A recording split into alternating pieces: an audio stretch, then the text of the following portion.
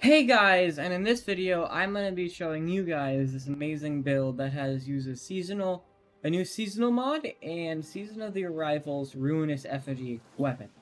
The seasonal mod we're using for this is energy accelerant. Now, what does this exactly do? Well, your dragonfly, chain reaction, and firefly explosions deal more damage, but it does something else, and that is to do with ruinous effigy spray.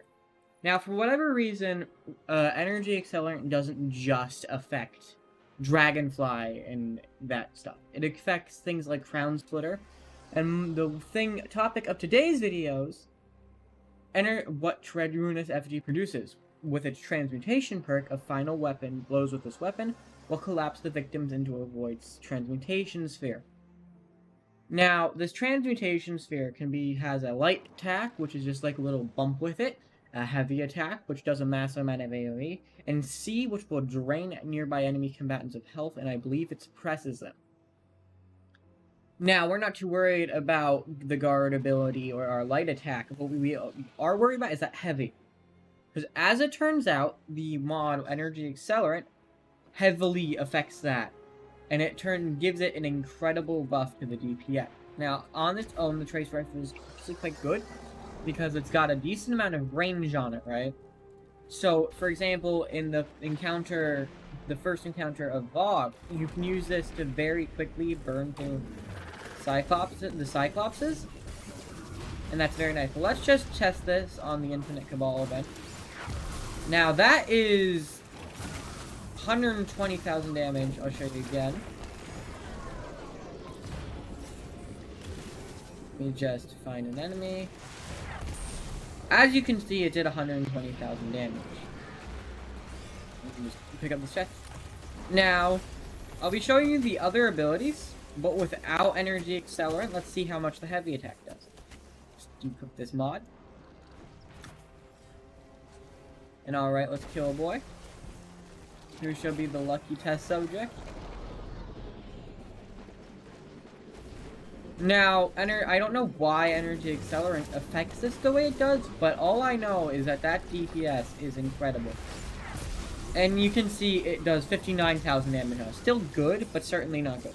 Like, 120,000 is enough to one-shot the Cyclopses in the first encounter of Vogue. And that is all thanks, again, to the Energy Accelerant mod. Why it affects the weapon the way it does, I don't know. So I can see this still being a helpful exotic without, energy accelerant. But for now, I recommend you get your hands on it, because with energy accelerant, my bad, it does a lot more damage than it has any right to do. Now, I will be also showing you the other abilities. It has a light attack, right? Now, it's just like a little bash. When you get, like, the solar spheres in the, weaponsmith strike with Kate? They basically behaves like that for a light attack. Now, that's still a nice amount of damage. It does 11,000. And again, its reload for what it is isn't too bad. As you can see, it does 11,000 damage. And then its last major ability that you want to keep track of is this guard ability. Let's just try it out on these boys. As you can see, they're suppressed, and it does 711 damage with the energy accelerant on. Now, this is very good for keeping a low profile of ads. I could see it being incredibly helpful. But for now, it is a very nice exotic. It's probably still dwarfed by, what's the name? The other one. Why can't I remember the name? It's the dwarf by, the one that shoots the Taken Blights, that I cannot remember the name of for the life of me. Ruinous, not ruinous. Whatever. I'll remember later. Alright, you can go to collections. But for now, I can see this being a top-tier trace rifle with energy accelerant that you're going to want to get your hands on. Because for now, the only thing that can compete with it is Witherhoard. And in terms of sheer AoE. Other than maybe abilities. But Witherhoard isn't affected by energy accelerant. Now, energy accelerant also affects a whole swathe of other weaponry. It affects Crown Splitter. It affects Sunshot, I think. Or anything, obviously, with what it says it's supposed to do, which is Firefly and Dragon and Chain Reaction.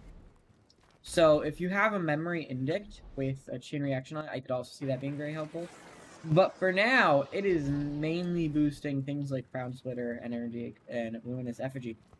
So I recommend you get the Energy Accelerant mod while you can, and you get Ruinous Effigy, because oh boy, right now, for ad clear, it is in a league of its own, only competed by its brother Witherhorde. But yeah, that's the video. I'll probably be doing a video on how it affects other weapons, like Sunshot and, Crown Splitter, as I previously said. Maybe I'll wrap it up in some big videos, who knows. But for now,